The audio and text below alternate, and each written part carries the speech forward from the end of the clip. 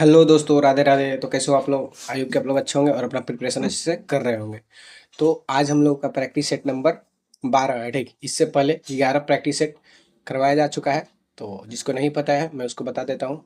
हमारे चैनल के माध्यम से एसएससी और एमटीएस को टारगेट करके प्रैक्टिस सेट करवाया जा रहा है। वैसे तो ये आप एसएससी का किसी भी एग्जाम का प्रिपरेशन कर रहे हैं तो आप ये वीडियो देख सकते हैं। और काफ़ी अच्छी वीडियो है, काफ़ी चीज़ें का इसमें रिवीजन आपका होने वाला है। तो आप लोग वीडियो पूरा देखिएगा, तभी आप लोगों को पता चलेगा कि इस वीडियो में क्या स्पेशल है। ठीक, तो काफ़ी मतलब अच्छा वीडियो है। आप लोग पहले वीडियो देखिएगा तभी पता चलेगा। ठीक, तो इसमें हम लोग 20 जीके जीएस के प्रश्न करने वाले हैं। ठीक, जो कि आप लोग का जीके जीएस का जो पोर्शन है ये काफ़ी स्ट्रांग हो जाएगा इस प्रैक्टिस को फॉलो करने के बाद। ठीक, अगर आप हमारे चैनल को सब्सक्राइब नहीं किए तो चैनल को सब्सक्राइब कर ले और बेल आइकन को भी प्रेस कर दे ताकि मैं कोई भी वीडियो प्रोवाइड कराऊँ तो आपको नोटिफिकेशन मिल जाए। ठीक, तो चलिए सबसे पहले हम अपना वीडियो स्टार्ट करते हैं। तो आप लोग से रिक्वेस्ट है पूरी वीडियो देखिए। तो पहला क्वेश्चन है, निम्नलिखित में से प्राचीनतम वंश कौन सा है? जो भी ये वंश दिया हुआ है इसमें से सबसे प्राचीन वंश कौन सा है? ऑप्शन ए है मौर्य वंश, ऑप्शन बी है गुप्त वंश, ऑप्शन सी है कुषाण वंश और ऑप्शन डी है कर्ण वंश। तो अपना खुद से पहले आंसर करने की कोशिश करिए। ठीक, तो इसका सही आंसर हो जाएगा मौर्य वंश। ठीक, सही आंसर क्या होगा? मौर्य वंश होगा। तो चलिए अब हम लोग इन सारी वंशों के बारे में जान लेते हैं। तो मौर्य वंश का जो शासन काल था 322 ईसा पूर्व से लेकर 185 ईसा पूर्व तक, 185 ईस्वी पूर्व तक ये मगध साम्राज्य पर राज किए थे। 322 से लेकर 185 ईसा पूर्व तक। और इसके संस्थापक कौन थे? तो चंद्रगुप्त मौर्य। संस्थापक चंद्रगुप्त मौर्य चाणक्य के मदद से, जिसे कि विष्णुगुप्त कौटिल्य कहा जाता है, जिनका कि बुक का नाम है अर्थशास्त्र। फिर अशोक, इससे मौर्य वंश के एक महान शासक अशोक थे, जो कि कलिंग युद्ध उन्होंने लड़ा था 261 ईसा पूर्व में। कलिंग युद्ध 261 ईसा पूर्व में, और सांची का स्तूप करवाया था सम्राट अशोक ने। और शिलालेखों का जनक, भारत में शिलालेखों का जनक ये अशोक को कहा जाता है। और राजधानी पाटलिपुत्रा थी। ठीक, राजधानी पाटलि मौर्य वंश की राजधानी पाटलिपुत्रा थी। और मुद्रा पर्ण था। ठीक, मुद्रा जो था उसे पर्ण कहा जाता था। और इसका जो जानकारी मिलता है ये अर्थशास्त्र, जो कि कौटिल्य यानी कि विष्णुगुप्त के जो बुक है अर्थशास्त्र, उससे जानकारी मिलता है। और इंडिका मेगास्थनीज का जो बुक है उससे मौर्य वंश की जानकारी मिलती है। ठीक, उसके बाद है कर्ण वंश। कर्ण वंश जो कि ये शासन करता है 73 ईस्वी से 73 ईस्वी पूर्व से लेकर 28 ईस्वी पूर्व तक। 73 ईस्वी पूर्व से लेकर 28 ईस्वी पूर्व तक। और इसके जो संस्थापक थे वासुदेव। ठीक, वासुदेव शुंग वंश के देवभूति को मारकर, ठीक, शुंग वंश के देवभूति को मारकर ये कर्ण वंश की स्थापना किया था वासुदेव ने। और ये ब्राह्मण राजवंश था। ठीक, ब्राह्मण राजवंश था कर्ण वंश, ब्राह्मण राजवंश था। और इसका अंतिम शासक सुशर्मन, अंतिम शासक भी पूछ लेता है, सुशर्मन ध्यान रखिएगा, सिमुक द्वारा मारा गया था। ठीक, सिमुक द्वारा ये मारा गया था। और सिमुक क्या करता है कि सतवाहन वंश का स्थापना कर देता है कर्ण वंश के बाद। उसके बाद है कुषाण वंश। कुषाण वंश जो कि 15 से लेकर 230 ईस्वी तक शासन करता है। 15 से लेकर 230 ईस्वी है। ठीक, ईस्वी पूर्व और ईस्वी में आप लोग समझिएगा डिफरेंस। संस्थापक, इसके संस्थापक कुजुल कडफिसस। कुषाण वंश के संस्थापक कौन है? तो कुजुल कडफिसस, कुजुल कडफिसस। कनिष्क कुषाण वंश के एक महान शासक है। सबसे प्रतापी राजा कनिष्क को कुषाण वंश का सबसे प्रतापी राजा कहा जाता है। और ये 78 ईस्वी में शक संवत चलाया था। जो कनिष्क थे ये 78 ईस्वी में शक संवत चलाया था। ये इंपॉर्टेंट हो जाता है। ठीक, इससे क्वेश्चन बनता है। और ये चौथी बौद्ध संगीति इन्हीं ने करवाया था। कनिष्क ने ही चौथी बौद्ध संगीति करवाया था। और सबसे शुद्ध सोने के सिक्के जारी किए गए कुषाण काल में। ठीक, सबसे शुद्ध सोने के सिक्के जारी किसमें किए गए? तो कुषाण काल में। और गंधार एवं मथुरा कला का विकास भी कुषाण काल में ही हुआ था। गंधार और एवं मथुरा कला, गंधार एवं मथुरा कला का विकास कुषाण काल में हुआ था। ठीक, उसके बाद है गुप्त साम्राज्य। ठीक, गुप्त साम्राज्य जो कि 319 से लेकर 540 ईस्वी, 319 से लेकर 540 ईस्वी। इसके संस्थापक श्रीगुप्त, इसके संस्थापक कौन थे? श्रीगुप्त। और वास्तविक संस्थापक चंद्रगुप्त प्रथम को माना जाता है। गुप्त साम्राज्य के संस्थापक श्रीगुप्त और वास्तविक संस्थापक किसे? चंद्रगुप्त को माना जाता है, चंद्रगुप्त प्रथम। और इसके एक शासक थे समुद्रगुप्त। समुद्रगुप्त जो कि भारत का नेपोलियन कहा जाता था, ये गुप्त साम्राज्य से ही संबंधित है। समुद्रगुप्त भारत का नेपोलियन कहा जाता है। और सिक्कों पर वीणा बजाते हुए दिखाया गया है समुद्रगुप्त को। ठीक, सिक्का पर वीणा बजाते हुए समुद्रगुप्त को दिखाया गया है, जो कि गुप्त साम्राज्य के जो सिक्का था इन्होंने जारी किया था, समुद्रगुप्त नहीं। और चंद्रगुप्त द्वितीय विक्रमादित्य के उपाधि धारण की थी, जो कि गुप्त साम्राज्य से संबंधित है। और फहियान जो भारत आया था वो चंद्रगुप्त द्वितीय के शासनकाल में आया था, ठीक। फहियान जो कि चीनी यात्री था, ये चंद्रगुप्त द्वितीय के शासनकाल में भारत आया था।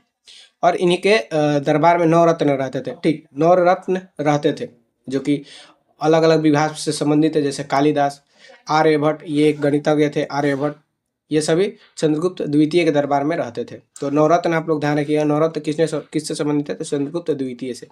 कुमार गुप्त नालंदा विश्वविद्यालय के स्थापना किए हैं, जो कि गुप्त वंश के संस्थापक है, गुप्त साम्राज्य के शासक है। इन्होंने नालंदा विश्वविद्यालय की स्थापना की। और भारतीय इतिहास का स्वर्ण युग गुप्त काल को ही कहा गया है।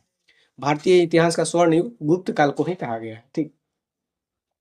तो ये सारी चीजें थी। आई होप कि आप लोग को काफ़ी सारे रिवीजन हुआ होगा। अगर वीडियो पसंद आ रही है तो वीडियो को लाइक कर दें, ठीक। और चैनल को सब्सक्राइब नहीं किया तो चैनल को सब्सक्राइब कर दें। चलिए नेक्स्ट क्वेश्चन पे आते हैं हम लोग। सेकंड नंबर सवाल है, और किस विदेशी यात्री ने भारत का दौरा सबसे पहले किया था?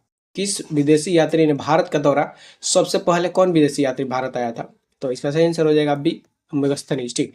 मेगास्थनीज सबसे पहले भारत आया था। मेगास्थनीज सबसे पहले भारत आया था। तो अब हम लोग देखेंगे सभी विदेशी यात्री को, ठीक, कहाँ के थे और किसके काल में आए थे। तो मेगास्थनीज यूनान का शासक था। मेगास्थनीज यूनान का शासक था, और यह चंद्रगुप्त मौर्य के शासनकाल में ये आया था।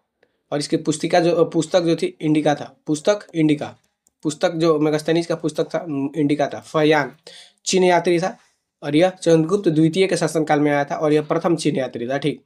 फहियान चीन का यात्री था, चंद्रगुप्त द्वितीय के शासनकाल में आया था, और प्रथम चीन यात्री था। हेनसांग ये भी चीन का यात्री था, और ये हर्षवर्धन के काल में आया था। हर्षवर्धन के काल में आया था। इसकी जो पुस्तक है सी यू की, और इसे यात्रियों का राजकुमार कहा गया है। हेनसोंग को यात्रियों का राजकुमार कहा गया है, ठीक। और इसकी पुस्तक क्या है, तो सी यू की। अल बरूनी ये फारसी यात्री था। अल बरूनी फारस का यात्री था, जो कि मोहम्मद गजनवी के साथ भारत आया था। और इसकी जो पुस्तक था किताब उल हिंद था। अल बरूनी का पुस्तक किताब उल हिंद, अल बरूनी का पुस्तक जो था किताब उल हिंद था। इब्न बतूता, ठीक। इब्न बतूता मोरक्को का यात्री था। इब्न बतूता मोरक्को का यात्री था, और यह मोहम्मद बिन तुगलक के काल में भारत आया था, ठीक। मोहम्मद बिन तुगलक के काल में भारत आया था। और इसकी जो पुस्तक था रहेला, इब्न बतूता के पुस्तक क्या है, तो रहेला। उसके बाद अब्दुल रजाक, ये भी फारस का यात्री था। अब्दुल रजाक फारस का यात्री था। देवराय द्वितीय के शासनकाल में ये भारत आया था, देवराय द्वितीय के शासनकाल में। और यह विजयनगर साम्राज्य का वर्णन किया है, ठीक। विजयनगर साम्राज्य का वर्णन किया कौन? अब्दुल रजाक। हॉकिंस हॉकिंस और थॉमस रो इंग्लैंड के यात्री हैं। इंग्लैंड के, जो कि जहांगीर के काल में भारत आए थे। और ब्रिटिश व्यापारिक अनुमति के लिए आए थे। ये जहांगीर से ब्रिटिश व्यापार के लिए अनुमति लेने के लिए आए थे, ठीक। ब्रिटिश व्यापार के लिए अनुमति लेने किससे? तो जहांगीर से, ठीक, जहांगीर से। तो ये सभी विदेशी यात्री का जो सारा चीज रिवीजन करवा दिए हूँ। चलिए नेक्स्ट क्वेश्चन पे आते हैं। 3 नंबर सवाल है, बहमनी राज्यों की राजधानी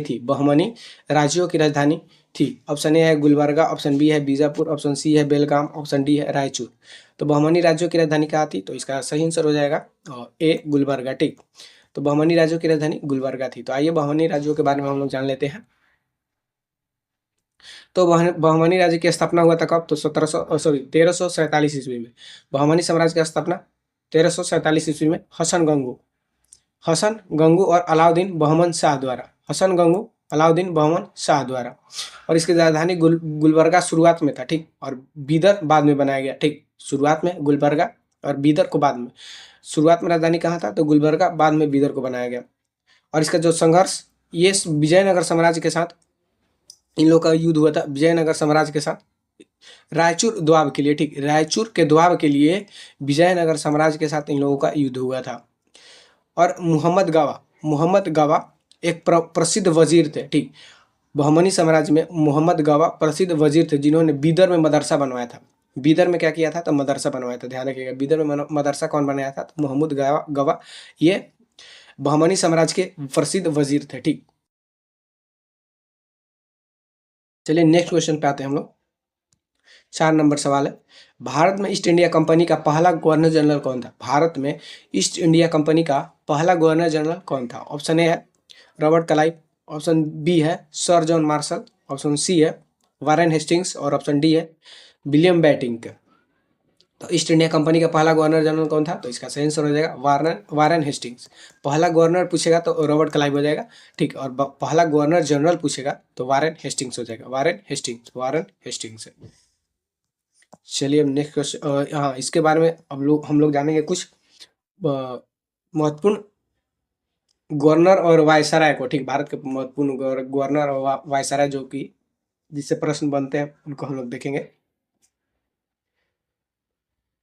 प्रथम गवर्नर रॉबर्ट क्लाइव, जैसे कि मैंने बताया प्रथम गवर्नर कौन था? तो रॉबर्ट क्लाइव। और बंगाल का प्रथम गवर्नर जनरल वारेन हेस्टिंग हो जाएगा, वारेन हेस्टिंग्स।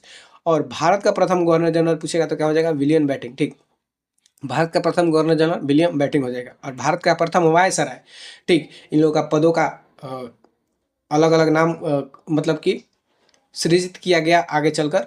पहले गवर्नर थे, फिर गवर्नर जनरल बनाया गया, फिर उसके बाद पहले बंगाल का गवर्नर जनरल, फिर भारत का गवर्नर जनरल बनाया गया, फिर इस पद का बदल कर क्या किया गया? तो वायसराय किया गया, वायसराय। तो भारत का प्रथम वायसराय कैनिंग हो जाएगा, ठीक, प्रथम वायसराय कैनिंग, सही। इससे क्वेश्चन बनता है, आप लोग ध्यान रखिएगा। बंगाल का जो गवर्नर पहला गवर्नर था रॉबर्ट क्लाइव, बंगाल का प्रथम गवर्नर जनरल पूछेगा तो हेस्टिंग्स, और भारत का गवर्नर जनरल पूछेगा प्रथम तो विलियम बेंटिंक हो जाएगा, और भारत का प्रथम वायसराय पूछेगा तो कैनिंग हो जाएगा, ठीक। और स्वतंत्र भारत का प्रथम गवर्नर जनरल माउंट बेटन, ठीक, स्वतंत्र भारत का पहला गवर्नर जनरल कौन हो जाएगा? तो माउंट बेटन। और स्वतंत्र भारत का प्रथम और अंतिम भारतीय गवर्नर सी गोपालाचारी, ठीक, ये चीज़ काफ़ी इंपॉर्टेंट है। भारत का प्रथम और अंतिम स्वतंत्र भारत का प्रथम और अंतिम भारतीय गवर्नर, ठीक, भारतीय गवर्नर कौन थे? तो सी राजगोपालचारी, बाकी सब यूरोपीय थे। रिपन, रिपन का काल को हम लोग देख लेते हैं। इसके काल में कुछ महत्वपूर्ण घटना है जो कि पूछता है।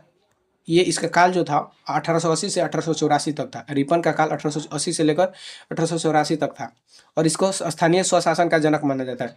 रिपन को स्थानीय स्वशासन का जनक माना जाता है, और यह प्रथम नियमित जनगणना 1881 में करवाया था। प्रथम नियमित जनगणना रिपन ने 1881 में करवाया था। और वर्नाक्यूलर प्रेस एक्ट को रद्द कौन किया था? तो रिपन ने किया था। वर्नाक्यूलर प्रेस एक्ट जो था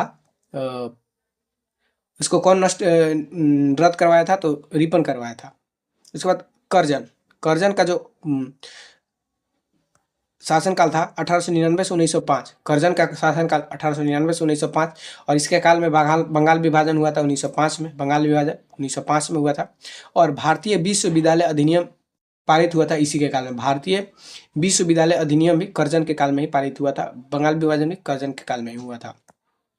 तो काफ़ी ये सारी चीज़ें इंपॉर्टेंट है, आप लोग अच्छे से इसको पढ़िएगा। चेम्सफोर्ड का जो शासनकाल है 1916 से लेकर 1921 है। शासनकाल इसका 1916 से 1921 है। और इसी के समय रोलेट एक्ट 1919 में आया था, रोलेट एक्ट, ठीक, रोलेट एक्ट और जलियांवाला बाग हत्याकांड इसी के समय हुआ था। रोलेट एक्ट जिसके विरोध में रोलेट एक्ट कानून के विरोध में जो जलियांवाला बाग हत्याकांड में जलियांवाला बाग में क्या हुआ था कि सभा का आयोजन किया गया था, और इसके विरोध में मतलब आंदोलन करने के विचार पर चर्चा हो रहा था। तो उसी में क्या करवाया गया कि अंग्रेजों द्वारा हमला करवाकर बहुत सारे निर्दोषों पर गोली चलवाकर वहाँ की काफ़ी खून खराबा करवाया गया था जलियांवाला बाग हत्याकांड में। तो जलियांवाला बाग कहाँ पर है? तो अमृतसर में है, ठीक, ये चीज़ भी आप लोग ध्यान रखिएगा। जलियांवाला बाग कहाँ पर है? तो अमृतसर में, ठीक, अमृतसर में है। इरविन का जो शासनकाल था 1926 से लेकर 1931 था। इरविन का शासनकाल 1926 से 1931 था। गांधी इरविन समझौता और प्रथम गोलमेज सम्मेलन इरविन के काल में हुआ था। गांधी इरविन समझौता और प्रथम गोलमेज सम्मेलन इरविन के काल में ही हुआ था, आप लोग ध्यान रखिएगा। लिन लिथिगो 1936 से 44, लिन लिथिगो 1936 से 44 के शासनकाल में भारत छोड़ो आंदोलन हुआ था। भारत छोड़ो आंदोलन 1942 इसी के काल में हुआ था, और अगस्त प्रस्ताव इसी के काल में पारित हुआ था, अगस्त प्रस्ताव, ठीक। तो ये इम्पोर्टेंट घटना है जो कि पूछ लेता है किसके शासनकाल में हुआ था, तो आप लोग इसको अच्छे से ध्यान रखिएगा। नेक्स्ट क्वेश्चन पे आते हैं। 5 नंबर सवाल है, भारतीय संविधान की कौन सी विशेष व्यवस्था इंग्लैंड से ली गई है? ठीक, तो भारतीय संविधान की कौन सी विशेष व्यवस्था, तो संवैधानिक स्रोत पूछ रहा है। ठीक, तो इंग्लैंड के संविधान से क्या चीज़ लिया गया था? ऑप्शन ए है संसदीय प्रणाली, ऑप्शन बी है संघीय प्रणाली, ऑप्शन सी है मूल अधिकार, ऑप्शन डी है सर्वोच्च न्यायालय। तो कौन सी व्यवस्था इंग्लैंड के संविधान से लिया गया था? तो ऑप्शन इसका कौन सा सही हो जाएगा? तो इसका सही आंसर हो जाएगा संसदीय प्रणाली। ठीक, संसदीय प्रणाली लिया गया था कहाँ से? तो ये इंग्लैंड से लिया गया था। संघीय प्रणाली कनाडा से लिया गया था। मूल अधिकार अमेरिका से लिया गया था। सर्वोच्च न्यायालय ये भी अमेरिका से लिया गया था। तो आइए अब हम लोग इन सारी चीज़ों को देख लेते हैं। तो हम लोग देखेंगे संवैधानिक स्रोत कहाँ से क्या क्या लिया गया है। तो ब्रिटेन से आप लोग ध्यान रखिएगा। संसदीय प्रणाली, ब्रिटेन से संसदीय प्रणाली, एकल नागरिकता, कानून का शासन, द्विसदनीय व्यवस्था। संसदीय प्रणाली, एकल नागरिकता, कानून का शासन, द्विसदनीय व्यवस्था ब्रिटेन से। अमेरिका से मौलिक अधिकार, न्यायिक पुनरावलोकन, मौलिक अधिकार, न्यायिक पुनरावलोकन, मौलिक अधिकार, न्यायिक पुनरावलोकन और राष्ट्रपति पर महाभियोग प्रस्तावना, ये सभी अमेरिका से। मौलिक अधिकार, न्यायिक पुनरावलोकन, राष्ट्रपति पर महाभियोग और प्रस्तावना अमेरिका से।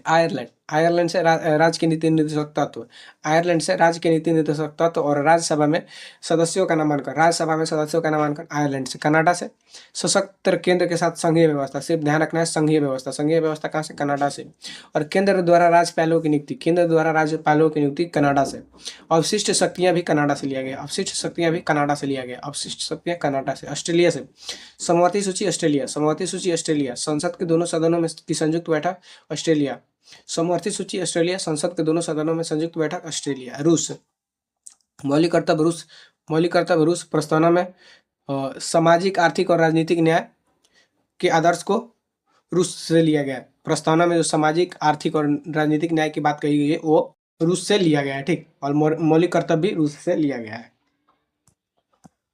उसके बाद है जर्मनी के वाइमर जो संविधान है उससे आपातकाल की व्यवस्था लिया गया। आपातकाल के दौरान की मौलिक अधिकारों को निलंबन करना, ये व्यवस्था कहाँ से लिया गया है? तो जर्मनी के संविधान से लिया गया है।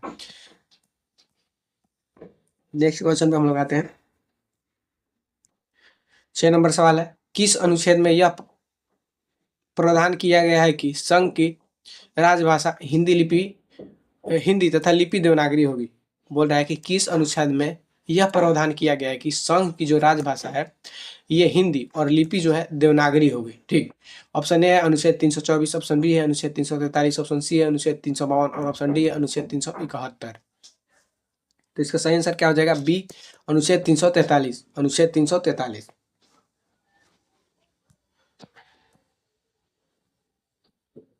तो जो राजभाषा है ये भाग 17 के अंतर्गत आता है और इसका अनुच्छेद 343 से 351 राजभाषा का प्रावधान 341 से लेकर 351 तक है। ठीक, अनुच्छेद 343 से लेकर 351 तक। और अनुसूची की बात करें तो 8वीं अनुसूची 8वीं, जिसमें कि कुल 22 भाषाएं हैं और संघ की भाषा हिंदी और लिपि देवनागरी होगी। ये अनुच्छेद किसमें? 343 में बताया गया है कि संघ की भाषा हिंदी और लिपि देवनागरी होगी। अब हम लोग जानेंगे, शुरू में 14 भाषाएं थी और बाद में 8 जोड़ी गई। ठीक, शुरू में 14 ही राजभाषा थी, बाद में 8 जोड़ी गई।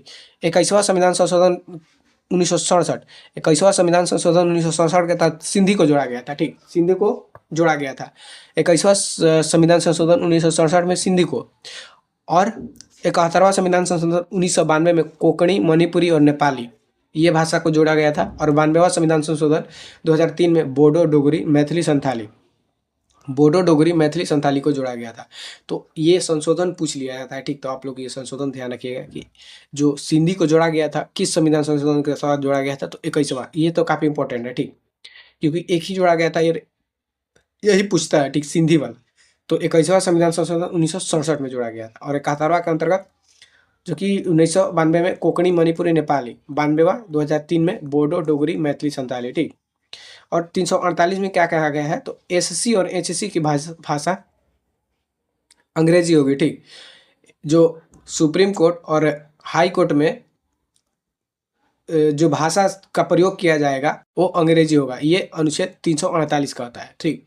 और 350 के एक क्या कहता है कि प्राथमिक शिक्षा मातृभाषा में होगी। जो प्राथमिक शिक्षा जो हो मतलब कि प्राथमिक शिक्षा की जो व्यवस्था की गई है वहाँ पर मातृभाषा का यूज़ किया जाएगा, यानी कि इस्तेमाल किया जाएगा मातृभाषा का। ये कौन कहता है? अनुच्छेद 350 के एक कहता है जो प्राथमिक स्कूल होते हैं वहाँ पर मातृभाषा यानी कि वहाँ की लोकल भाषा है उसका प्रयोग करके वहाँ पर के शिक्षा दी जाएगी, ठीक। अनुच्छेद 351 क्या कहता है? तो हिंदी भाषा का विकास और प्रचार, हिंदी भाषा का विकास और प्रचार करना अनुच्छेद 351 कहता है, ठीक। अब हम लोग आएंगे नेक्स्ट क्वेश्चन पे। तो 7 नंबर सवाल है, पंचायती राज को संवैधानिक दर्जा किस संशोधन से मिला था? पंचायती राज को संवैधानिक दर्जा किस राज्य से मिला था? ऑप्शन ए है 61वां संविधान संशोधन, ऑप्शन बी है 69वां संविधान संशोधन, ऑप्शन सी है 73वां और ऑप्शन डी है 74वां। तो किस संविधान संशोधन से पंचायती राज को संवैधानिक दर्जा मिला था? तो इसका सही आंसर हो जाएगा सी 73वां संविधान संशोधन से पंचायती राज को संवैधानिक दर्जा मिला था। तो आइए हम लोग पंचायती राज से संबंधित सारी चीज़ें देख लेते हैं। तो 73वां संविधान संशोधन जो कि 1992 में हुआ था, इसको इसी के तहत पंचायती राज को संविधान में जोड़ा गया था, ठीक। और ये लागू कब हुआ था? तो 24 अप्रैल 1943 को, 24 अप्रैल 1993 को लागू किया गया था। इसलिए 24 अप्रैल को पंचायती राज दिवस मनाया जाता है। 24 अप्रैल को पंचायती राज दिवस मनाया जाता है, आप लोग ध्यान रखिएगा। 24 अप्रैल पंचायती राज दिवस। ये अनुसूची 9 के अंतर्गत आता है और भाग 9 और अनुसूची 11 के अंतर्गत आता है। पंचायती राज अनुसूची 11 और भाग 9 के अंतर्गत आता है और इसमें कुल 29 विषय है, ठीक। कुल 29 विषय है। और इसके महत्वपूर्ण अनुच्छेद की बात करें तो यह आर्टिकल 243 के ए से ओ तक में पंचायती राज की व्यवस्था मतलब व्याख्या किया गया है। सारे उसके नियम जो ये विषय है उन सारी को ए से लेकर ओ तक के अनुच्छेद में 243 के ए से लेकर ओ तक में प्रावधान किया गया है।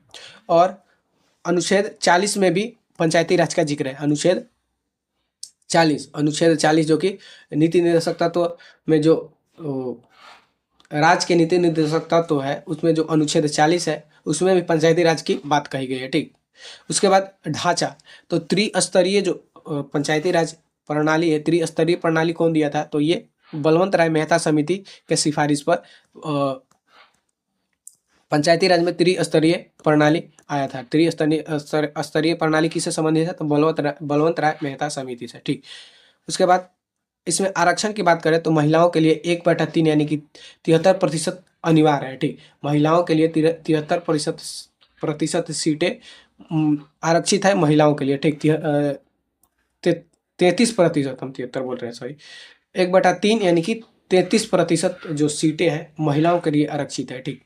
और इसमें चुनाव लड़ने की न्यूनतम आयु 21 वर्ष होता है, ठीक। सारा चीज़ पंचायती राज से संबंधित सारी चीज़ का जानकारी आप लोगों को यहाँ से मिल जाएगा। तो योग्यता यानी कि 21 वर्ष के अगर आप हो गए हैं तो पंचायत का कोई भी चुनाव लड़ सकते हैं। और इसका जो कार्यकाल होता है 5 वर्ष होता है, ठीक। कार्यकाल 5 वर्ष होता है। अगर भंग हो जाए तो 6 महीने के अंदर इसकी चुनाव कराना जरूरी होता है, ठीक। 5 साल का कार्यकाल होता है, अगर कार्यकाल इसका भंग हो जाता है तो 6 महीने के अंदर चुनाव कराना जरूरी है।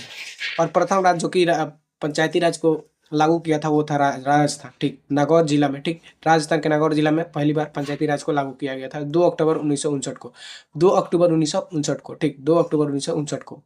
इसकी मुख्य समितियाँ की बात करें तो बलवंत राय मेहता समिति जो कि त्रिस्तरीय व्यवस्था की बात कही थी, ठीक। और अशोक मेहता समिति 1977 में ये द्विस्तरीय पंचायती राज व्यवस्था की बात कही थी। इसमें बलवंत राय मेहता त्रिस्तरीय, अशोक मेहता द्विस्तरीय। और LM सिंधवी समिति जो कि इसका गठन 1986 में किया गया था और ये भी पंचायती राज से संबंधित है। LM सिंधवी समिति पंचायती राज से। तो बलवंत राय मेहता समिति, अशोक मेहता समिति और LM सिंधवी समिति ये सभी पंचायती राज से संबंधित है, ठीक। ये 1957 में इसका गठन हुआ था, इसका 1977 में और इसका 1986 में। तो ये पंचायती राज से संबंधित सारी चीजें हैं।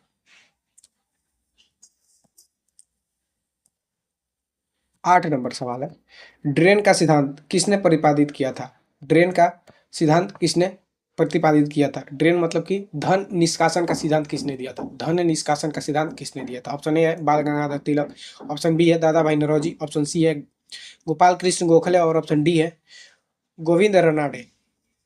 तो इसका सही आंसर क्या हो जाएगा? तो धन निष्कासन का थ्योरी दादा भाई नौरोजी ने दिए थे। ठीक, तो इसका सही आंसर हो जाएगा बी। दादा भाई नौरोजी दिए थे और नौरोजी ने 1867-68 में भारत की प्रति व्यक्ति आय 20 रुपये बताया था। ठीक, दादा भाई नौरोजी ने 1967-68 में भारत की प्रति व्यक्ति आय कितना बताया था? तो 20 रुपया बताया था। ठीक, 20 रुपया बताया था। तो सबसे पहले धन निष्कासन की सिद्धांत कौन दिया था? तो दादा भाई नौरोजी ने। और ये 1967-68 में भारत की प्रति व्यक्ति आय कितनी बताई थी? तो 20 रुपया बताया था। तो चलिए नेक्स्ट क्वेश्चन पे आते हैं। 9 नंबर सवाल है, निम्न में से कौन सा प्रत्यक्ष कर है? पूछा है कि निम्न में से कौन सा प्रत्यक्ष कर है? क्या जीएसटी प्रत्यक्ष कर है, उत्पाद शुल्क प्रत्यक्ष कर है, सीमा शुल्क प्रत्यक्ष कर है, या डी प्रत्यक्ष कर? इसमें से कौन सा प्रत्यक्ष कर है? तो इसका सही आंसर हो जाएगा डी, आयकर। ठीक, आयकर एक प्रत्यक्ष कर है। तो आइए हम लोग प्रत्यक्ष कर और अप्रत्यक्ष कर देख लेते हैं, जो कि एग्जाम के पॉइंट ऑफ व्यू से इंपॉर्टेंट होगा। तो प्रत्यक्ष कर, प्रत्यक्ष कर कौन है? तो आयकर प्रत्यक्ष कर है। ठीक, जो कि कोई भी एम्प्लॉय अपना सैलरी या कमाई से देता है। ठीक, आयकर जो भी आप कमाते हैं तो उसका जो टैक्स देते हैं उसे आयकर कहा जाता है। कॉर्पोरेट टैक्स ये कंपनियों द्वारा लिया जाता है। कॉर्पोरेट टैक्स कंपनियों द्वारा, ये सभी प्रत्यक्ष कर है। ठीक, आयकर, कॉर्पोरेट कर, पूंजीगत लाभ कर, ये संपत्ति कर, एसटीटी ये शेयर बाजार वाला होता है, एसटीटी सिक्योरिटी ट्रांजैक्शन टैक्स। ठीक, शेयर बाजार।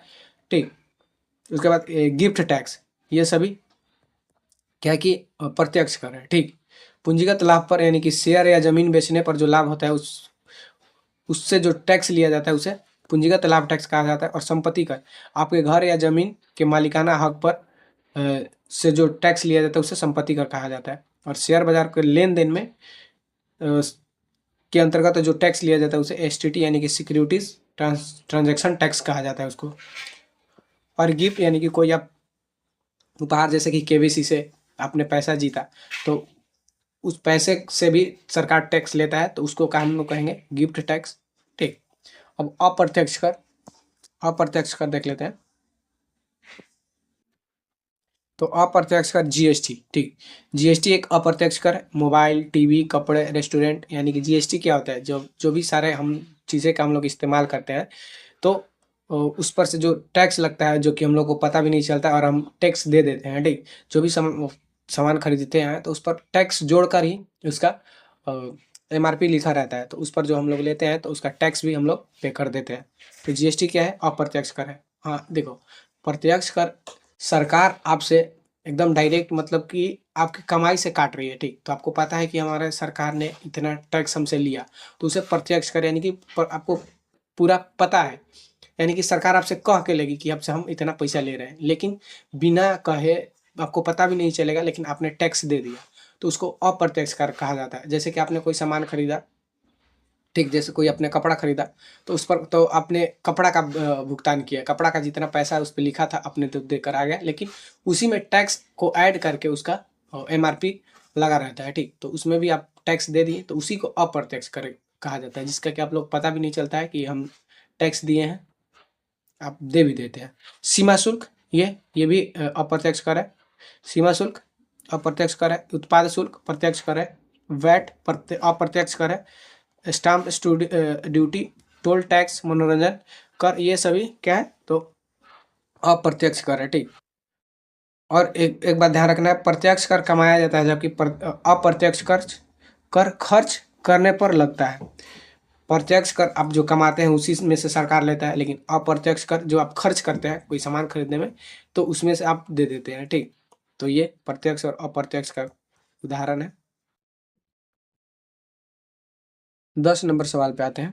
तो निम्न में से कौन सा पर्वत दर्रा भारत को तिब्बत से जोड़ता है? भारत को तिब्बत से जोड़ता है, कौन सा ये दर्रा है? ठीक, दर्रा बताना है आप लोग को, कौन तिब्बत को भारत से जोड़ता है? ऑप्शन ए है जोजिला, ऑप्शन बी है नाथुला, ऑप्शन सी है रोहतांग, और ऑप्शन डी है बनिहाल।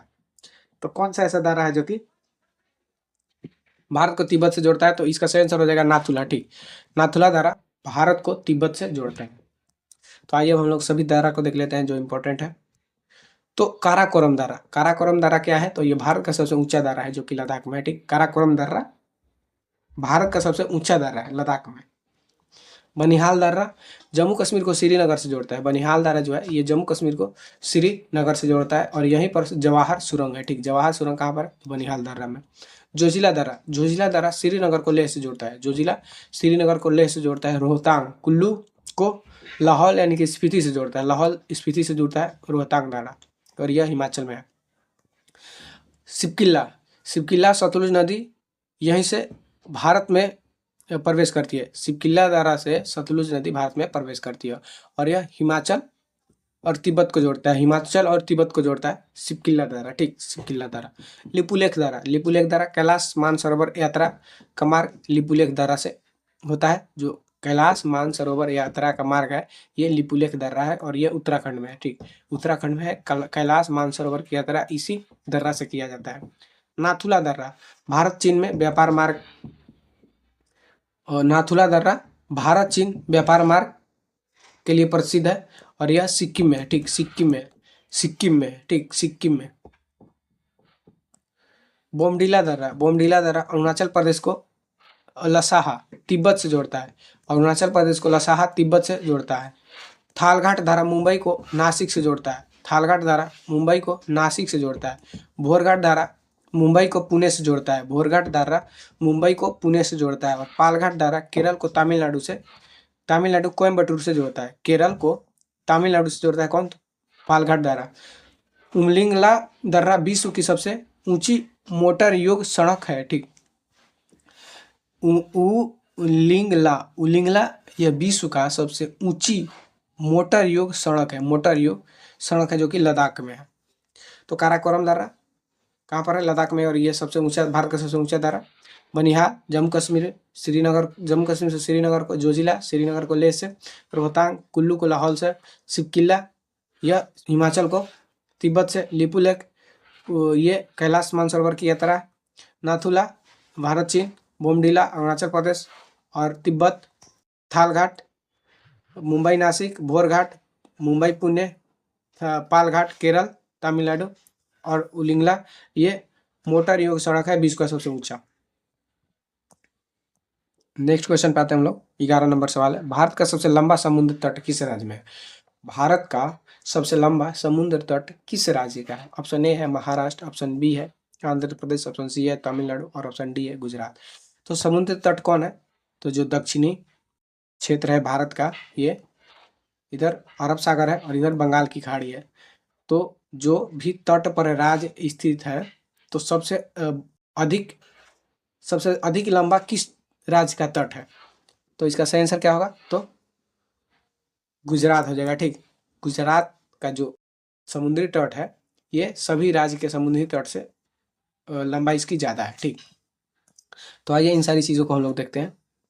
तो जो भारत में समुद्री तट की लंबाई है 7516.6 किलोमीटर है। 7516.6 किलोमीटर है द्वीप सहित। ठीक, द्वीप सहित। और इसकी मुख्य भूमि 6100 किलोमीटर है। ठीक, और अभी इसकी लंबाई को जो समुद्री तट है इसका क्या किया गया है कि अपडेट किया गया है। तो लंबाई लगभग टोटल की बात करें तो 11,000 प्लस हो गया है। ठीक, तटों की लंबाई 11,000 किलोमीटर प्लस हो गया है। तो अगर ऐसा क्वेश्चन में आता है 11,000 वाला तो आप उसको करिएगा, नहीं तो 7500 टोटल है। और ये द्वीपों सहित यानी कि अंडमान निकोबार और जो लक्षद्वीप है उन सभी को जोड़कर एक ये है 7516 और उनको छोड़कर जो ये प्रायद्वीपीय भारत है इनको सिर्फ देखा जाए तो ये कितना है? तो 6100 किलोमीटर। ठीक, 6100 किलोमीटर। कुल तटीय राज्य कितने हैं? भारत के कुल 9 तटीय राज्य हैं। गुजरात, महाराष्ट्र, गोवा, कर्नाटक, केरल ये सभी पश्चिमी तट के राज्य हैं। कौन कौन? तो गुजरात, महाराष्ट्र, गोवा, कर्नाटक, केरल इधर है। कौन होता है? गुजरात, महाराष्ट्र, गोवा, कर्नाटक, केरल। इसके बाद इधर तमिलनाडु, आंध्र प्रदेश, उड़ीसा, पश्चिम बंगाल ये पूर्वी तट। तमिलनाडु, आंध्र प्रदेश, उड़ीसा, पश्चिम बंगाल।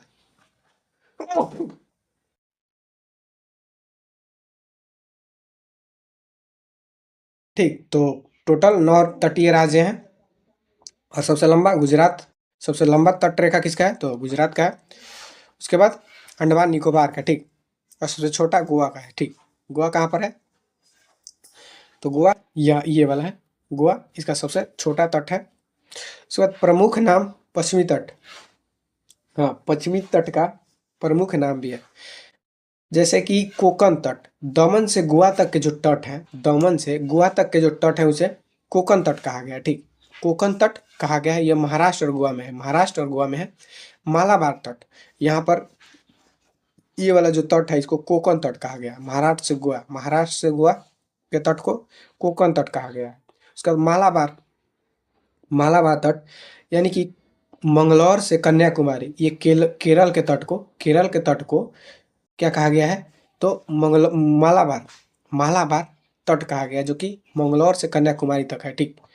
केरल के तट को, ये केरल के तट है, ठीक, केरल के तट, इसको क्या कहा गया है तो मालाबार तट कहा गया है, मालाबार तट। और यह मंगलौर से कन्याकुमारी, केरल में ही मंगलौर से कन्याकुमारी तक फैला हुआ है। और कठियावाड़ा किसको कहा गया है तो गुजरात के तट को, ये वाला गुजरात के तट है ना, गुजरात के तट को वो कठियावाड़ा तट कहा गया है। तो कोकण तट महाराष्ट्र से गोवा, मालाबार तट केरल और कठियावाड़ा गुजरात, इतना ध्यान रखिएगा। कोकण महाराष्ट्र, मालाबार केरल और कठियावाड़ा गुजरात। उसके बाद अब पूर्वी घाट के तट का नाम क्या है तो कोरोमंडल, तमिलनाडु के तट को कोरोमंडल, तमिलनाडु के तट को कोरोमंडल, तमिलनाडु कोरोमंडल, तमिलनाडु कोरोमंडल। उत्कल उड़ीसा, उत्कल तट उड़ीसा के तट को, उत्कल उड़ीसा के तट को। उत्तरी सरकार आंध्र प्रदेश के तटीय भाग को, उत्तरी सरकार आंध्र प्रदेश के तटीय भाग को, उत्तरी सरकार आंध्र प्रदेश के तटीय भाग को। और 12 नॉटिकल मील, नॉटिकल मील क्या है तो एक चीज ध्यान रखिएगा, ये समुद्र है, ठीक, ये सब क्या है समुद्र है।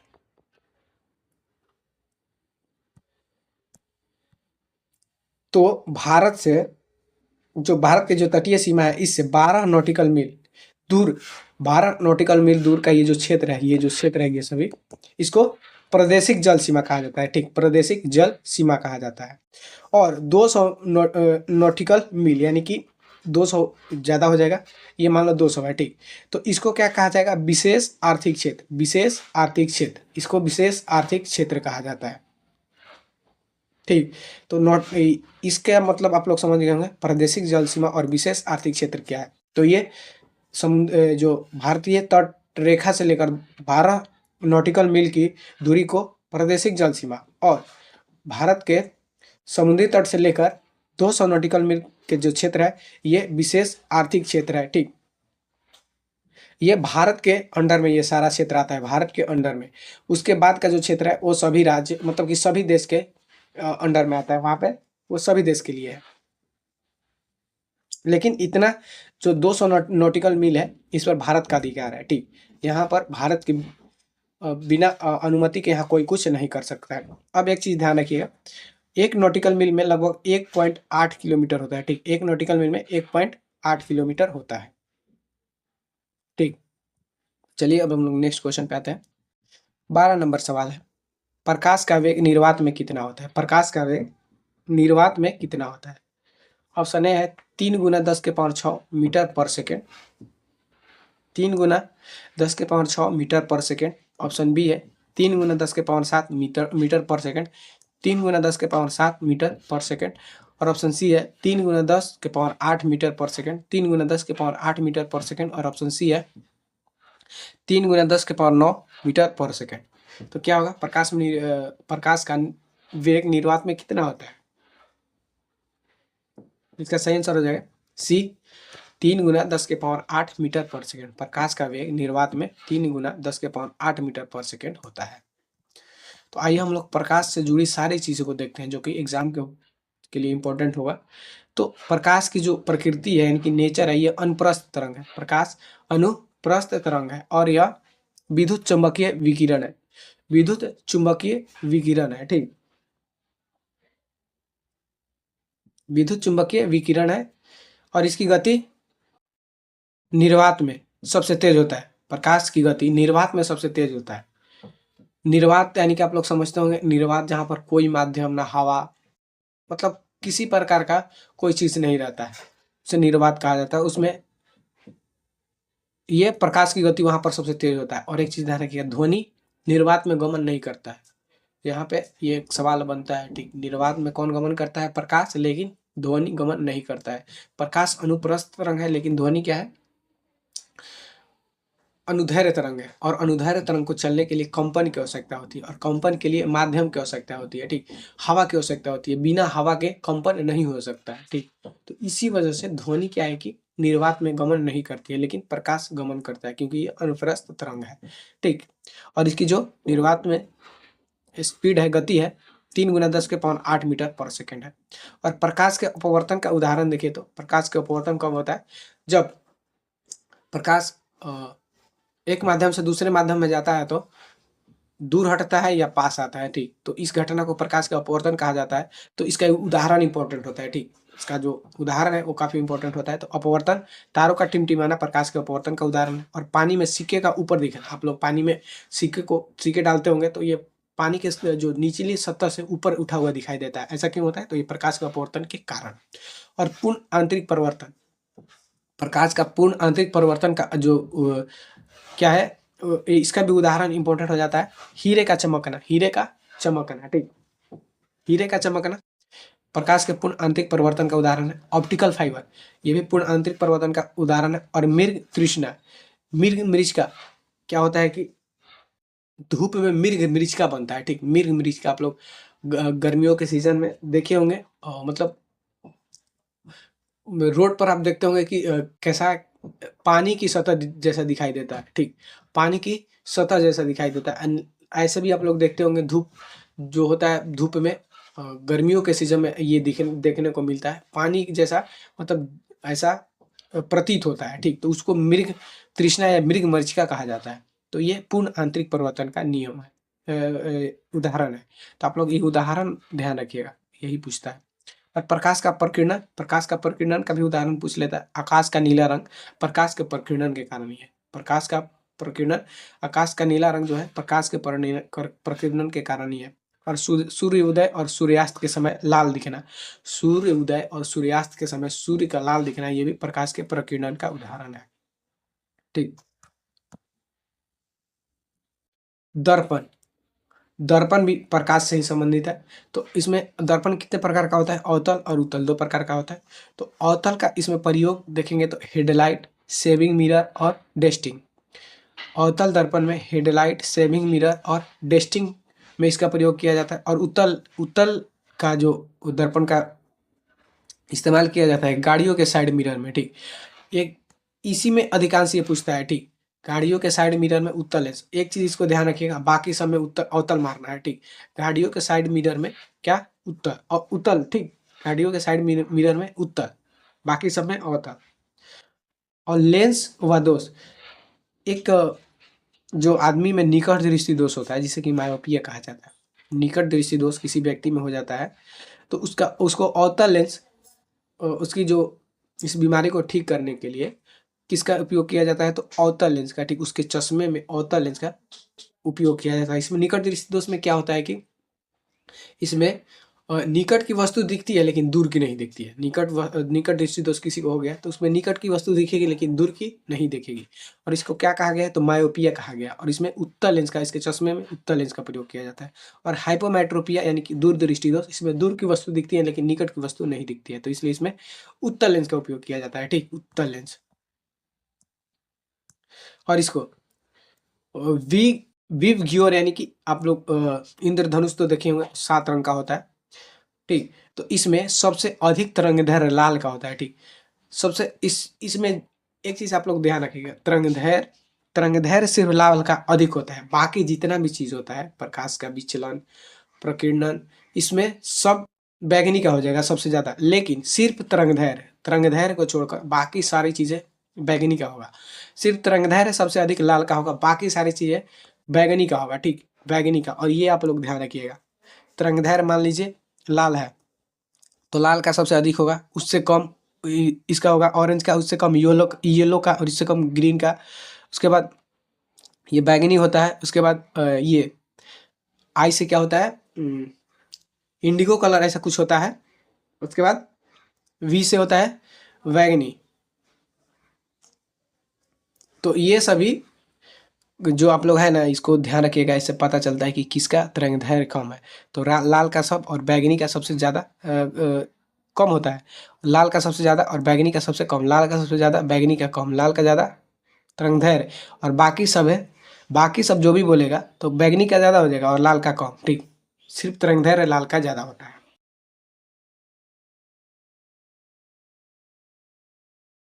मैं क्या बोल रहा हूँ आप लोग समझ पा रहे हो?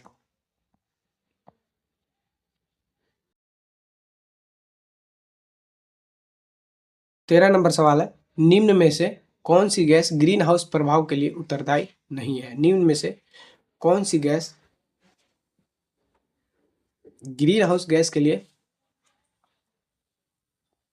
उत्तरदायी नहीं है? ऑप्शन ए है CO2, ऑप्शन बी है CH4 यानी कि कार्बन डाइऑक्साइड, मीथेन, नाइट्रोजन और नाइट्रोजन ऑक्साइड। तो इसमें से कौन ग्रीन हाउस गैस के लिए उत्तरदायी नहीं है? तो क्या होता है ना कि इन सारी गैसों के कारण, इसमें से एक नहीं, तीन जो गैस है, इनकी वजह से ग्लोबल वार्मिंग होता है, जिससे कि जो टेम्परेचर हम लोग का पृथ्वी का ज़्यादा होने का कारण ये क्या है, इसमें से तीन गैसें हैं, उसे ही ग्रीन हाउस प्रभाव कहा जाता है। ठीक, जो पृथ्वी का टेम्परेचर बढ़ता है उसी को ग्रीन हाउस प्रभाव कहा जाता है। और इसकी किस कारण होता है? तो CO2 के कारण होता है, CH4 के कारण होता है और N2O के कारण होता है। नाइट्रोजन इसके लिए जिम्मेवार नहीं है ग्रीन हाउस प्रभाव के लिए। ठीक, तो आइए ग्रीन हाउस से संबंधित सारी चीज़ें हम लोग देखते हैं। प्रमुख गैस कौन है? तो जलवाष्प जो कि H2O, कार्बन डाइऑक्साइड, मीथेन और नाइट्रस ऑक्साइड N2O और CFC क्लोरोफ्लोरोकार्बन, ये सभी ग्रीन हाउस प्रभाव के लिए जिम्मेवार है। और ये गैसें पृथ्वी से निकलने वाली औरक्त किरणें को सोख लेती है, जिससे वायुमंडल गर्म हो जाता है। ठीक, वायुमंडल गर्म हो जाता है जिस कारण पृथ्वी का टेम्परेचर अधिक हो जाता है। ठीक, ग्लोबल वार्मिंग, इन गैसों की अधिकता के कारण तापमान बढ़ना, तापमान बढ़ता है तो गर्मी बढ़ता है। और मीथेन कहाँ से निकलती है? तो यह धान की खेतों से निकलती है। ठीक, और यह दलदली इलाकों और जुगाली करने वाले पशुओं से भी निकलती है। दलदली इलाकों से भी निकलता है, और जो पशु जुगाली करती है जैसे गाय भैंस, इनसे भी मीथेन गैस निकलता है। क्योटो प्रोटोकॉल जो कि 1997 में हुआ था, क्योटो प्रोटोकॉल, ये ग्रीन हाउस गैसों के उत्सर्जन को कम करने से संबंधित अंतर्राष्ट्रीय समझौता हुआ था। क्योटो प्रोटोकॉल ये ग्रीन हाउस प्रभाव से संबंधित है, ग्रीन हाउस प्रभाव से संबंधित है, जो कि जो ग्रीन हाउस गैसें हैं उनके उत्सर्जन को कम करने के लिए ये समझौता हुआ था। कब? तो 1997 में। एक और मॉन्ट्रियल प्रोटोकॉल ओजोन परत के क्षरण को बचाने के लिए हुआ था 1987 में, उसको भी आप लोग ध्यान रखिएगा, मॉन्ट्रियल प्रोटोकॉल। और उसके लिए एक जो जिम्मेवार गैस है CFC है, क्लोरोफ्लोरोकार्बन। उसी के अधिकता से क्या होता है कि ओजोन परत में छिद्र होने की संभावना होती है।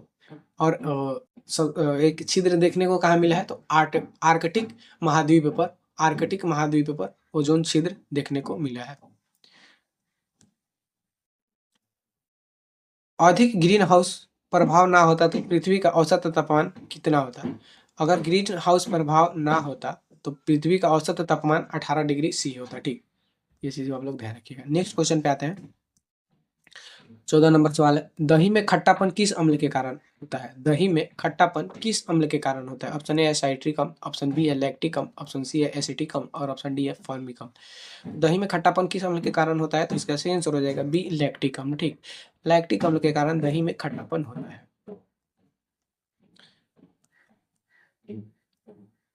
तो अब हम लोग देखेंगे कि कौन सा अम्ल किस में पाया जाता है। ठीक, जैसे अम्ल का जो स्वाद होता है ये खट्टा होता है, अम्ल का स्वाद खट्टा होता है, और अम्ल से लिटमस टेस्ट किया जाता है। तो ये क्या करता है कि नीला लिटमस को लाल कर देता है। अम्ल नीला लिटमस जो पेपर होता है उसको लाल कर देता है। ठीक, नीला लिटमस को लाल कर देता है, और इसका pH मान 7 से कम होता है। ठीक, यानी कि 7 से जितना कम होगा अम्ल उतना ही प्रबल होगा। 7 से जितना ज़्यादा कम होगा उतना ही अम्ल क्या होगा कि प्रबल होगा। ठीक, मान लो ये जिसका भी pH मान 7 है। ठीक, अब मान लो इधर 1 है तो इधर 6 है, तो सबसे प्रबल अम्ल कौन है? 1 है, जिसका pH मान 1 है वो प्रबल अम्ल है, और जो 6 है ये क्या है? दुर्बल अम्ल है। और ये तो उदासीन है। जिसका भी पीएच मान 7 है ये उदासीन है, ना तो अम्ल है और ना ही क्षार है। और 7 से जो अधिक होंगे इसको क्षार कहा जाएगा। तो जिसका पीएच मान सबसे अधिक होगा वो प्रबल क्षार यानी कि सबसे प्रबल क्षार होगा। मान लो 10 है और इधर क्या है 8 है, तो सबसे प्रबल क्षार कौन होगा 10 होगा और दुर्बल क्षार कौन होगा 8 होगा। ठीक, तो जितना अधिक जिसका पीएच मान होगा वो उतना ही प्रबल क्षार होगा और जितना कम जिसका पीएच मान होगा उतना ही प्रबल अम्ल होगा। तो आई होप कि आप लोग इन सारी चीज़ों को आप लोग समझ गए होंगे। उसके बाद हम लोग जल में घुलकर आयन प्रदान करता है। जो अम्ल है ये जल में घुलकर आयन प्रदान करता है। ठीक है, एसिटिक अम्ल सिरका में पाया जाता है। ठीक, एसिटिक अम्ल सिरका में पाया जाता है। साइट्रिक अम्ल नींबू संतरा और खट्टे फल में पाया जाता है। साइट्रिक अम्ल कहाँ पर, तो नींबू संतरा जैसे खट्टे फलों में पाया जाता है। टार्टरिक अम्ल इमली और अंगूर में पाया जाता है। टार्टरिक अम्ल इमली और अंगूर, टार्टरिक अम्ल इमली और अंगूर। ऑक्जेलिक अम्ल टमाटर पालक और यह पथरी का कारण है। ऑक्जेलिक अम्ल पथरी का कारण है और इस कहाँ पर पाया जाता है, टमाटर और पालक में। जो शरीर में पथरी है होता है इसका कारण ऑक्जेलिक अम्ल है। लैक्टिक अम्ल ये दूध दही में पाया जाता है। ऑक्जेलिक अम्ल खट्टा दूध दही में पाया जाता है। खट्टा एक ध्यान रखिएगा, खट्टा दूध दही में। वैसे दूध दही का जहाँ जिक्र हो वहाँ पर लैक्टिक अम्ल आंख मूंद के मार देना है। ठीक, लैक ऐसा जितना भी दूध दही से इस प्रश्न बनते हैं तो लैक्ट उसमें लैक्ट इस प्रकार का थोड़ा सा ये उसमें वर्ड दिख जाता है तो बस उसको कर देना है। मेथेनोइक या फॉर्मिक अम्ल, मेथेनोइक या फॉर्मिक अम्ल चींटी के डंक या बिच्छू के डंक में पाया जाता है। ठीक, मेथेनोइक या फॉर्मिक अम्ल चींटी के डंक और बिच्छू के डंक में पाया जाता है। मौलिक अम्ल ये सेब में पाया जाता है। ठीक, मौलिक अम्ल सेब में पाया जाता है।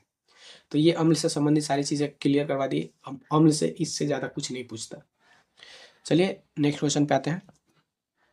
15 नंबर सवाल है, ज्ञानपीठ पुरस्कार प्राप्त करने वाले पहले हिंदी लेखक कौन थे। तो ज्ञानपीठ पुरस्कार प्राप्त करने वाले पहले हिंदी लेखक कौन थे। ऑप्शन ए है H S Vatsyayan, H S Vatsyayan. Option B है महादेवी वर्मा। ऑप्शन सी है सुमित्रानंद पंत। ऑप्शन डी है रामधारी सिंह दिनकर। तो ज्ञानपीठ पुरस्कार प्राप्त करने वाले पहले हिंदी लेखक थे सुमित्रानंद पंत। ठीक, सुमित्रानंद पंत। तो आइए अब हम लोग ज्ञानपीठ पुरस्कार के बारे में जान लेते हैं। तो इसकी शुरुआत कब से की गई है, तो 1961 से। ठीक, ज्ञानपीठ पुरस्कार की शुरुआत 1961 से भारतीय ज्ञानपीठ ट्रस्ट द्वारा इसकी शुरुआत किया गया था और प्रथम पुरस्कार दिया गया था 1965 में। ठीक, प्रथम पुरस्कार 1965 में दिया गया था। ठीक, ध्यान रखिए ज्ञानपीठ का प्रथम पुरस्कार 1965 में और इसकी स्थापना 1961 में ही कर दिया गया था।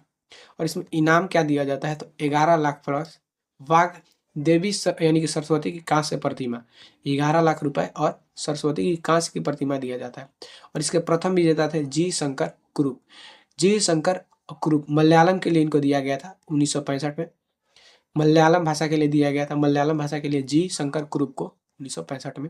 और प्रथम महिला आशा पूर्णा देवी बंगाली भाषा के लिए, आशा पूर्णा देवी बंगाली भाषा के लिए 1976 में। और हिंदी के लिए प्रथम सुमित्रानंद पंत को, हिंदी भाषा के लिए सुमित्रानंद पंत को पहली बार दिया गया था कब, तो 1968 में सितंबरा में, सितंबरा 1968 सितंबरा में। अंग्रेजी के प्रथम, अंग्रेजी के लिए प्रथम ज्ञानपीठ पुरस्कार किसको दिया गया था, अमिताभ घोष को 2018 में, अमिताभ घोष को 2018 में अंग्रेजी के लिए। 58वां जो कि 2023 में ज्ञानपीठ पुरस्कार दिया गया था गुलजार को उर्दू के लिए, गुलजार को उर्दू के लिए और जगत गुरु भद्राचार्य को संस्कृत के लिए दिया गया था 2023 में। और 59वां जो कि 2024 में विनोद कुमार शुक्ल को हिंदी के लिए दिया गया है। ठीक, 59वां 2024 में जो ज्ञानपीठ पुरस्कार दिया गया है ये 59वां है। ठीक, और ये विनोद कुमार शुक्ल को हिंदी भाषा के लिए दिया गया है। ठीक,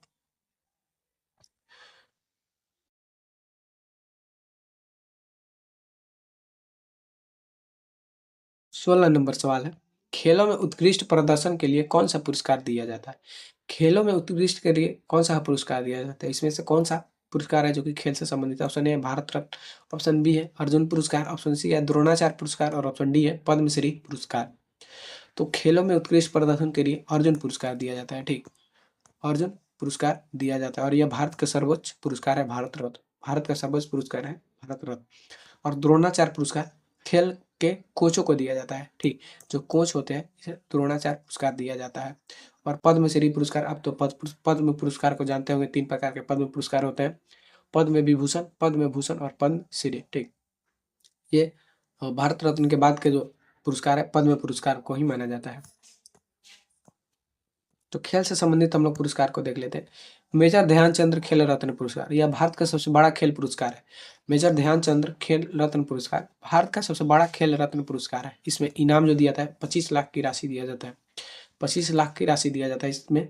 और प्रथम विजेता कौन थे? तो विश्वनाथ आनंद। प्रथम विजेता कौन थे? विश्वनाथ आनंद। मेजर ध्यानचंद खेल के रत्न के प्रथम विजेता विश्वनाथन आनंद थे। और 2024 के विजेता मनु भाकर, जो कि शूटिंग से संबंधित है।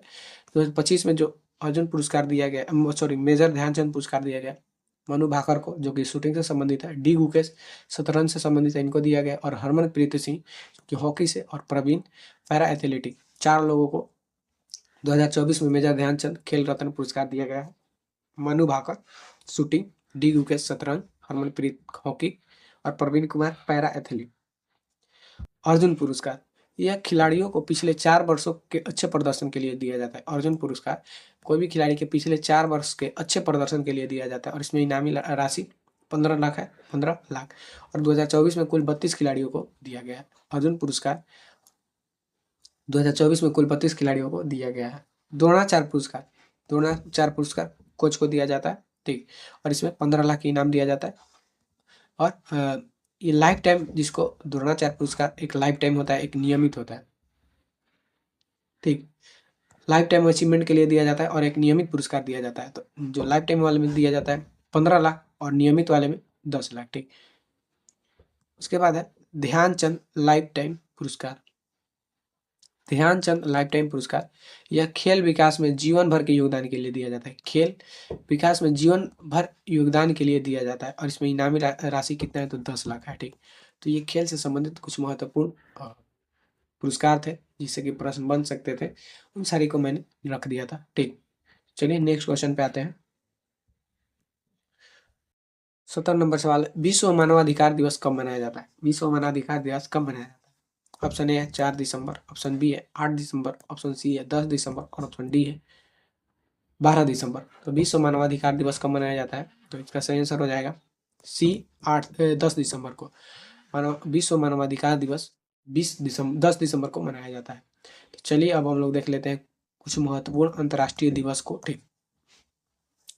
4 फरवरी अंतर्राष्ट्रीय कैंसर दिवस, 4 फरवरी विश्व कैंसर दिवस, 4 फरवरी विश्व कैंसर दिवस। 8 मार्च अंतर्राष्ट्रीय महिला दिवस, 8 मार्च अंतर्राष्ट्रीय महिला दिवस। 21 फरवरी अंतर्राष्ट्रीय मातृभाषा दिवस, 21 फरवरी अंतर्राष्ट्रीय मातृभाषा दिवस, 21 फरवरी अंतर्राष्ट्रीय मातृभाषा दिवस। 15 मार्च विश्व उपभोक्ता अधिकार दिवस, 15 मार्च विश्व उपभोक्ता अधिकार दिवस। 1 मई अंतर्राष्ट्रीय मजदूर दिवस, 1 मई अंतर्राष्ट्रीय मजदूर दिवस, 1 मई अंतर्राष्ट्रीय मजदूर दिवस। 22 मार्च विश्व जल दिवस, 22 मार्च विश्व जल दिवस, 22 मार्च विश्व जल दिवस। 8 मई विश्व रेड क्रॉस दिवस, 8 मई विश्व रेड क्रॉस दिवस, 8 मई विश्व रेड क्रॉस दिवस। 5 जून विश्व पर्यावरण दिवस, 5 जून विश्व पर्यावरण दिवस, 5 जून विश्व पर्यावरण दिवस। 21 जून अंतर्राष्ट्रीय योग दिवस, 21 जून अंतर्राष्ट्रीय योग दिवस, 21 जून अंतर्राष्ट्रीय योग दिवस। 11 जुलाई विश्व जनसंख्या दिवस, 11 जुलाई विश्व जनसंख्या दिवस, 11 जुलाई विश्व जनसंख्या दिवस। 8 सितंबर अंतर्राष्ट्रीय साक्षरता दिवस, 8 सितंबर अंतर्राष्ट्रीय साक्षरता दिवस। 16 सितंबर विश्व ओजोन दिवस, 16 सितंबर विश्व ओजोन दिवस। 8 सितंबर अंतर्राष्ट्रीय साक्षरता दिवस, 11 जुलाई विश्व जनसंख्या दिवस। उसके बाद है 16 अक्टूबर विश्व खाद्य दिवस, 16 अक्टूबर विश्व खाद्य दिवस। 10 दिसंबर मानवाधिकार दिवस, 10 दिसंबर तो मानवाधिकार दिवस। चलिए नेक्स्ट क्वेश्चन पे आते हैं। 18 नंबर सवाल में, राष्ट्रीय विज्ञान दिवस कब मनाया जाता है? राष्ट्रीय विज्ञान दिवस पूछ रहे हैं। ऑप्शन ए है 5 फरवरी, ऑप्शन बी है 28 फरवरी, ऑप्शन सी है 4 फरवरी और ऑप्शन डी है 8 फरवरी। तो राष्ट्रीय विज्ञान दिवस कब मनाया जाता है? तो इसका सही आंसर हो जाएगा बी, 28 फरवरी को, ठीक। राष्ट्रीय विज्ञान दिवस 28 फरवरी को मनाया जाता है। अब हम लोग राष्ट्रीय दिवस को देखेंगे। पहले अंतर्राष्ट्रीय दिवस का रिविजन किए, अब हम लोग राष्ट्रीय दिवस जो कि इम्पोर्टेंट है उसको हम लोग देखेंगे। 16 जनवरी, 16 जनवरी राष्ट्रीय स्टार्टअप दिवस, 16 जनवरी राष्ट्रीय स्टार्टअप दिवस। और जनवरी के और हम आप लोगों को बता देते हैं 9 जनवरी को प्रवासी दिवस, 9 जनवरी को प्रवासी दिवस मनाया जाता है। 12 जनवरी को राष्ट्रीय युवा दिवस मनाया जाता है। 15 जनवरी को थल सेना दिवस मनाया जाता है। उसके बाद 16 जनवरी को स्टार्टअप दिवस, ठीक, 16 जनवरी को स्टार्टअप दिवस मनाया जाता है। 24 जनवरी को राष्ट्रीय बालिका दिवस, 24 जनवरी को राष्ट्रीय बालिका दिवस, 24 जनवरी को राष्ट्रीय बालिका दिवस। 7 अगस्त भाला फेंक दिवस, 7 अगस्त भाला फेंक दिवस। राष्ट्रीय विज्ञान दिवस 28 फरवरी, राष्ट्रीय मतदाता दिवस 25 जून, राष्ट्रीय मतदाता दिवस 25 जून। उसके बाद में 24 अप्रैल पंचायती राज दिवस, 24 अप्रैल पंचायती राज दिवस। 26 नवंबर संविधान दिवस, 26 नवंबर संविधान दिवस। 26 नवंबर संविधान दिवस। राष्ट्रीय युवा दिवस 12 जनवरी। राष्ट्रीय पंचायती राज दिवस 24 अप्रैल। राष्ट्रीय सांख्यिकी दिवस 29 जून। राष्ट्रीय सांख्यिकी दिवस 29 जून। राष्ट्रीय सांख्यिकी दिवस 29 जून। 31 अक्टूबर राष्ट्रीय एकता दिवस। 31 अक्टूबर राष्ट्रीय एकता दिवस। 31 अक्टूबर राष्ट्रीय एकता दिवस। 31 अक्टूबर राष्ट्रीय एकता दिवस। 8 अक्टूबर भारतीय वायुसेना दिवस। 8 अक्टूबर भारतीय वायुसेना दिवस। 8 अक्टूबर भारतीय वायुसेना दिवस। इसके बाद है 4 दिसंबर भारतीय नौसेना दिवस। 4 दिसंबर भारतीय नौसेना दिवस। 4 दिसंबर भारतीय नौसेना दिवस। और थल सेना दिवस 15 जनवरी। थल सेना दिवस 15 जनवरी। 16 दिसंबर विजय दिवस। 16 दिसंबर विजय दिवस। 1971 युद्ध की जीत के बाद विजय दिवस मनाया जाता है 16 दिसंबर को। विजय दिवस 16 दिसंबर। विजय दिवस 16 दिसंबर। 22 दिसंबर राष्ट्रीय गणित दिवस। 22 दिसंबर राष्ट्रीय गणित दिवस। 22 दिसंबर राष्ट्रीय गणित दिवस। 22 दिसंबर राष्ट्रीय गणित दिवस। श्रीनिवास रामानुजन की जयंती पर। श्रीनिवास रामानुजन की जयंती पर 22 दिसंबर को राष्ट्रीय गणित दिवस। 23 दिसंबर किसान दिवस। 23 दिसंबर किसान दिवस। 23 दिसंबर किसान दिवस। चौधरी चरण सिंह की जयंती पर। चौधरी चरण सिंह जयंती पर 23 दिसंबर किसान दिवस। 19 नंबर सवाल है, नोबेल पुरस्कार प्रदान करने वाला पहला भारतीय अर्थशास्त्री। नोबेल पुरस्कार प्रदान करने वाला पहला भारतीय अर्थशास्त्री कौन था? ऑप्शन ए है राजा चेल्लैया। ऑप्शन सी है सी रंगराजन। ऑप्शन सी है अमर्त्य सेन। ऑप्शन डी है एन राज। नोबेल पुरस्कार प्रदान करने वाला पहला भारतीय अर्थशास्त्री कौन है? ए राजा चेल्लैया, सॉरी, और बी है सी रंगराजन। बी है सी रंगराजन, सी है अमर्त्य सेन और डी है के एन राज। तो नोबेल पुरस्कार प्राप्त करने वाला पहला अर्थशास्त्री है अमर्त्य सेन। ठीक, अमर्त्य सेन, सी। तो अब हम नोबेल पुरस्कार से संबंधित सारी चीजों को देख लेते हैं जो कि एग्जाम के पॉइंट ऑफ व्यू से इंपॉर्टेंट है। तो इसकी स्थापना स्वीडिश आविष्कारक नोफेल ऑफ अल्फ्रेड नोबेल ने किया था। नोबेल पुरस्कार का स्थापना कौन किया था? तो अल्फ्रेड नोबेल ने किया था, जो कि डायनामाइट के खोज करता है। अल्फ्रेड नोबेल डायनामाइट के खोज करता है। प्रथम पुरस्कार 1901 में दिया गया था। प्रथम पुरस्कार 1901 में दिया गया था। और यह कुल 6 क्षेत्रों में दिया जाता है। ठीक, नोबेल पुरस्कार कुल 6 क्षेत्रों में दिया जाता है। भौतिकी, रसायन, चिकित्सा, साहित्य, शांति और अर्थशास्त्र। 6 क्षेत्रों में दिया जाता है। भौतिकी, रसायन, चिकित्सा, साहित्य, शांति और अर्थशास्त्र।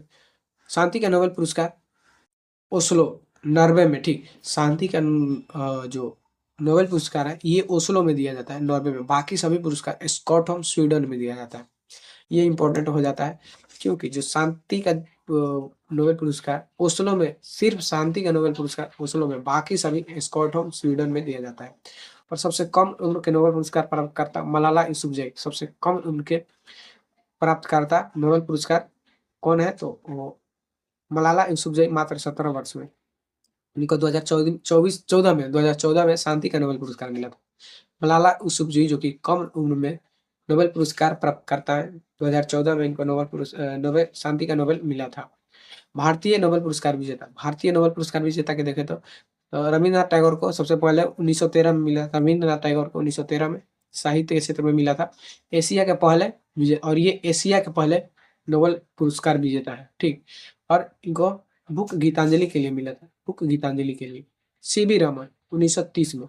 सीवी रमन 1930 में भौतिकी के क्षेत्र में, और ये रमन प्रभाव की खोज के लिए नोबेल पुरस्कार मिला था। रमन प्रभाव, प्रकाश का प्रकीर्णन जो है, इसकी खोज कौन किया था? तो सीवी रमन।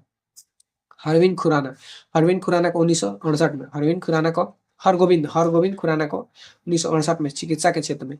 और अनुवांशिक कोड की व्याख्या के लिए किनको मिला था? हरगोविंद खुराना को 1968 में।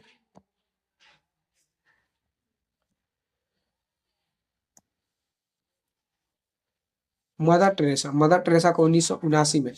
मदर टेरेसा को 1979 में शांति के क्षेत्र में मानवीय कार्यों के लिए शांति के क्षेत्र में मदर टेरेसा को 1919 में। एस चंद्रशेखर 1983 भौतिकी क्षेत्र में।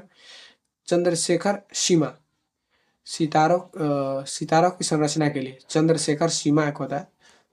सितारों की संरचना के लिए एस चंद्रशेखर को 1983 में भौतिकी का नोबेल मिला था। अमर्त्य सेन 1998 में, ये अर्थशास्त्र के क्षेत्र में, 1998 में अर्थशास्त्र के क्षेत्र में कल्याणकारी अर्थशास्त्र व्यवस्था के लिए इनको मिला था, अमर्त्य सेन को। बी रामकृष्णन 2009 में रसायन विज्ञान के क्षेत्र में राइबोसोम की संरचना के लिए मिला है। राइबोसोम की संरचना के खोज के लिए इसको मिला है, तो बी रामकृष्णन को 2009 में। कैलाश सत्यार्थी 2014 शांति का नोबेल पुरस्कार बाल अधिकारों के लिए मलाला यूसुफजई के साथ साझा। और इसके इसमें मलाला यूसुफजई भी साथ थे। शांति का नोबेल पुरस्कार मिला है किसको, तो कैलाश सत्यार्थी को 2014 में। अभिजीत बनर्जी 2019 में, अभिजीत बनर्जी को 2019 में अर्थशास्त्र के क्षेत्र में वैश्विक गरीबी मिटाने के प्रयोग के लिए, वैश्विक गरीबी मिटाने के प्रयोग के लिए।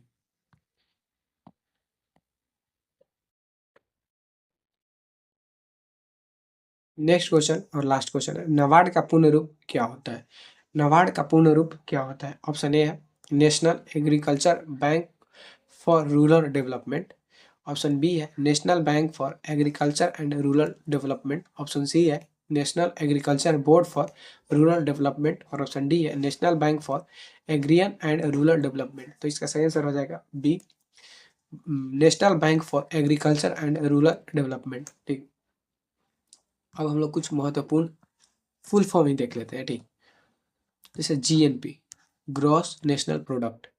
जीएनपी का फुल फॉर्म होता है ग्रॉस नेशनल प्रोडक्ट, हिंदी में सकल राष्ट्रीय उत्पाद। एटीपी का adeno adenosine adenosine triphosphate adenosine है ट्राइफॉस्फेट। कोशिकाओं की ऊर्जा मुद्रा। नीति आयोग में नीति का जो फुल फॉर्म होता है national institution for transforming India होता है। राष्ट्रीय भारत परिवर्तन संस्थान। जीएसएलवी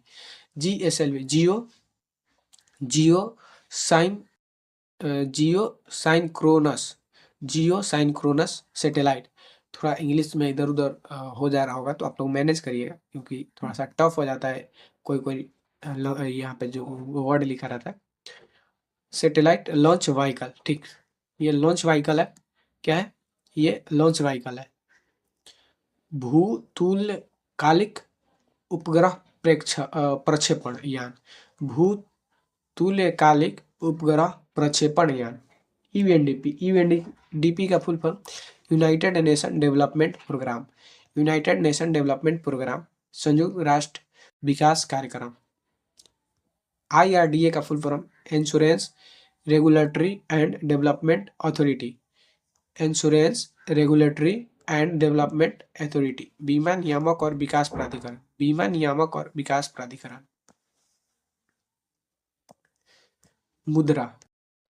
मुद्रा Micro Units Development and Refinance Agency. Micro Units Development and Refinance Agency, सूक्ष्म इकाई विकास और पुनर्वित्त एजेंसी। एसएससी में एक बार पूछा ही गया था कि मुद्रा में एम का मतलब क्या होता है। ठीक, ये क्वेश्चन आया था कि मुद्रा में एम का मतलब क्या होता है, तो माइक्रो आप लोग ध्यान रखिएगा। भीम यूपीआई में भीम का जो फुल फॉर्म होता है Bharat interface for money, Bhim का। और यूपीआई का क्या होता है, तो यूनिफाइड पेमेंट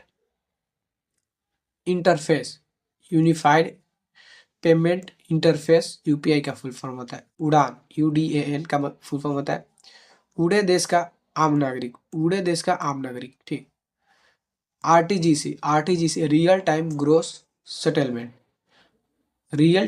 सेटलमेंट आरटीजीसी का फुल फॉर्म होता है। और यह बैंकिंग भुगतान प्रणाली से संबंधित है। तो हम लोग का यहीं पे वीडियो खत्म होता है। तो अगर आप लोग को वीडियो पसंद आई है तो वीडियो को लाइक कर दे। अभी तक लाइक नहीं किए हैं तो इतना अच्छा कंटेंट मिल रहा है आप लोग को, आप एक लाइक भी नहीं करते हैं। और अपने दोस्तों के साथ शेयर भी कर दें और हमारी सपोर्ट करें, चैनल को सब्सक्राइब कर दें। काफ़ी मेहनत से सारी चीज़ें तैयार करते हैं और आप लोग के लिए प्रोवाइड कराते हैं। तो हमारी मेहनत के लिए हमारी हौसला और हमारी मोटिवेशन ज़रूर बढ़े। तो आप एक लाइक और एक सब्सक्राइब करके हमारी मोटिवेशन और हौसला को बढ़ा सकते हैं। तो चलिए मिलते हैं नेक्स्ट वीडियो में, तब तक के लिए अपना ध्यान रखिए और अपना पढ़ाई अच्छे से करते रहिए, हमारे साथ रहिए। आपका मैं स्ट्रॉन्ग करवा दूंगा जीके जीएस। ठीक।